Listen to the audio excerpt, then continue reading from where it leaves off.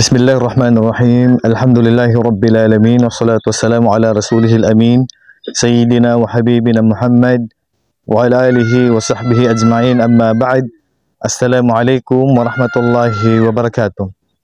So ngayon mga kapatid, ituturo natin ngayon kung kailan nga ba itinataas ang ating dalawang kamay sa loob ng ating sala. So ayon sa hadith na naisalaysay na ginagawa ng Propeta Muhammad sallallahu alaihi wasallam, ay 4 na lugar sa loob ng sala kung saan ay doon tayo magtataas ng ating dalawang kamay. Una, sa inda takbiratil ihram, yung sa pambungad po na sala, sa pambungad po na takbir. So sa unang-unang takbir, yung pong magsisimula ka magsala, dito po Allahu Akbar, magtataas ka ng kamay. Yan. So dito, itataas natin yung kamay natin. Yan ang una. Ilagay yung kamay dito. Yan yung pambungad. Yung takbiratul ihram. So magtataas ka ng kamay sa unang takbir. Yan ang takbiratul ihram. Yan ang una. Pangalawa, na ginawa ng Propeta Muhammad sallallahu alaihi wasallam ay indar ruku'. Ibig sabihin, kapag siya ay magruruko. So magtataas muna ng kamay. Allahu Akbar. Yan. So pag ruko niya, dito siya magtataas ng kamay kapag siya ay pupunta na po sa ruko. Every time na ikaw ay magruruko, kapag magruruko na po, Allahu Akbar, para magruko, tataas yung kamay, dalawa. Then, magruruko po. Yan. Then, indar rafa' minar ruku'. So, ibig sabihin, pag sabi ng Sami Allahu liman hamida, so dito, magtataas ulit ng kamay. Yan. Sami Allahu liman hamida, magtataas ng kamay.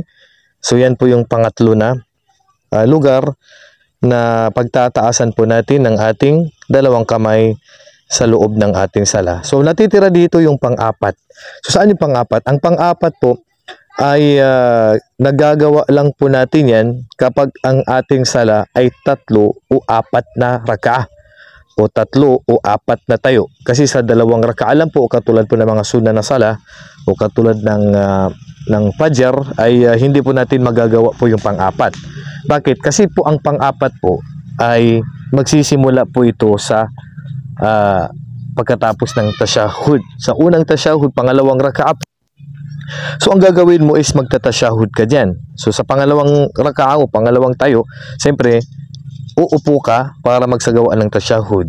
Katulad ng sinasabi ko, dito natin gagawin yung pagtataas ng kamay kapag tayo po ay tatayo na po mula sa unang tasyahud. Ibig sabihin, pangatlong rakaah. So, pagkatapos magtasyahud, ay tatayo ka sa pangatlong tayo. Dito, ang pang-4 na pagtaas po ng kamay. Allahu Akbar. Yan. So, ito po yung pang-4. Ibig sabihin, itong pang-4 na pagtataas ng kamay ay nangyayari lang ito o magagawa lang natin ito kapag ang sala natin ay Maghrib, Zuhur, Asr at saka Isha. Sa Fajr, hanggang 3 taas lang po tayo ng kamay kasi 2 rakaah lang po ang Fajr. So, ulitin natin.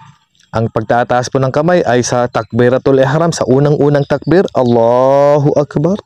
Pangalawa po ay pag magruruko, Allahu Akbar.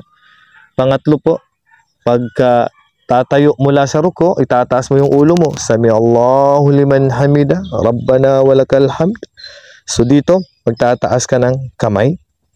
Maliban dito, hindi ka na magtataas ng kamay. Yung magsusujud, galing sa sujud, tatayo ka, babalik ka sa tayo, hindi ka na magtataas ng kamay. Diretso na po yung, alam mo, galing sa sujud, ganito po. Halimbawa, so pagtatayo ka, diretso na po yung kamay sa dibdib po. Hindi na po magtataas ng kamay. So yung pong pang-4 na pagtataasan po natin ng kamay ay sa pangatlong rakaah po. Katulad po na binanggit ko, kapag ikaw ay nagtatasyahud sa unang tasyahud, so dito po, pag nagtatasyahud ka na, ito po yung pangalawang rakaah. So, pagtatayo na po kayo dito, ibig sabihin, pangatlong tayo na po, dito na tayo magtataas ng kamay. Ito po yung, yan, Allahu Akbar.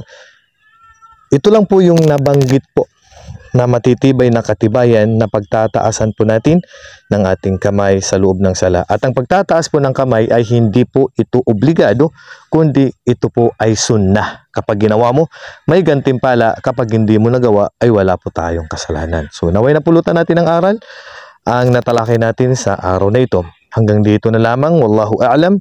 Wa sallallahu ala nabiyina Muhammad wa ala alihi wa sahbihi ajma'in.